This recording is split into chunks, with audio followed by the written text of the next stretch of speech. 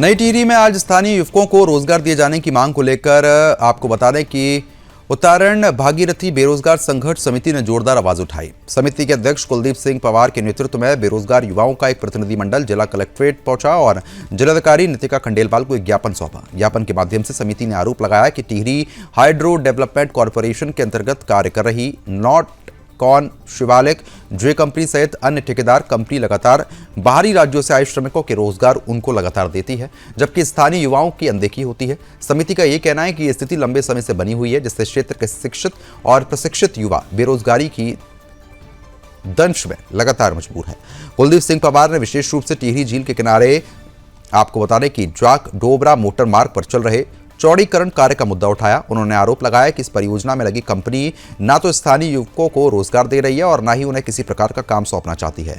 पवार ने कहा कि जब परियोजनाएं स्थानीय संसाधनों और भूमि पर संचालित हो रही हैं तो स्थानीय युवकों को रोजगार देना कंपनी की नैतिकता है और सामाजिक जिम्मेदारी है। उन्होंने जिलाधिकारी से अपील की है कि संबंधित कंपनियों को स्पष्ट निर्देश दिए जाएं कि वे स्थानीय युवकों को 100% रोजगार और कार्य उपलब्ध कराएं। संघर्ष समिति ने चेतावनी दी है कि यदि जल्द ही इस दिशा में ठोस कार्रवाई नहीं की गई तो बेरोजगार युवा धरना प्रदर्शन करने के लिए मजबूर हो जाएंगे।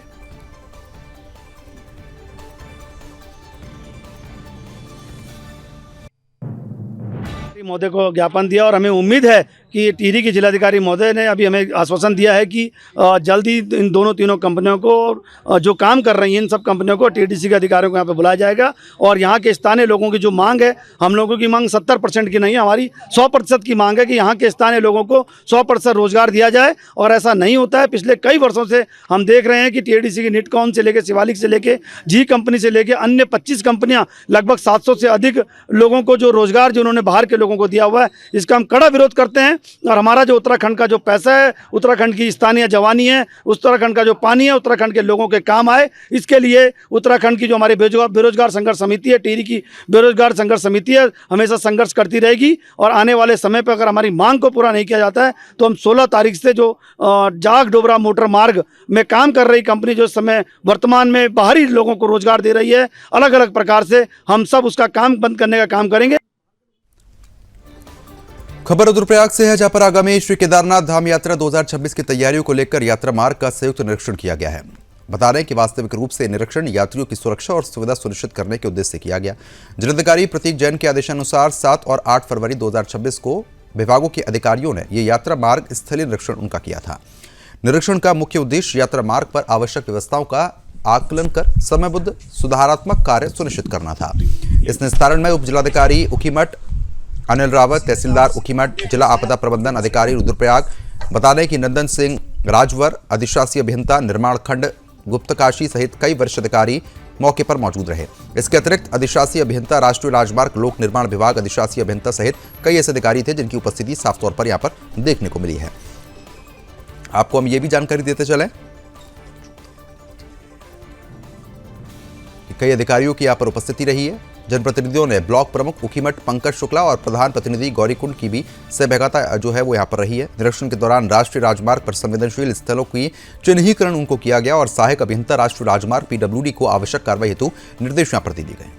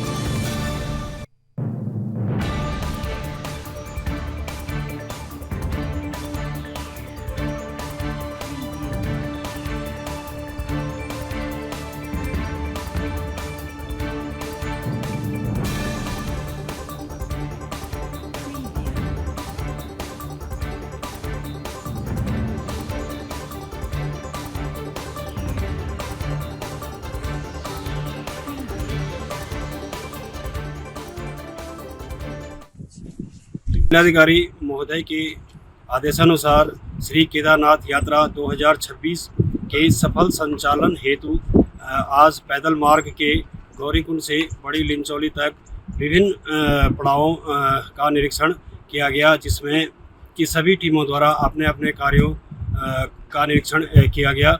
आगामी यात्रा हेतु केदारनाथ पैदल मार्ग पर सभी व्यवसायियों से अनुरोध है कि वह बिना जिला प्रशासन या तहसील प्रशासन के बिना अनुमति के कहीं पर भी अपना जो व्यवसाय है या दुकान है उनको स्थापित ना करें, ताकि किसी भी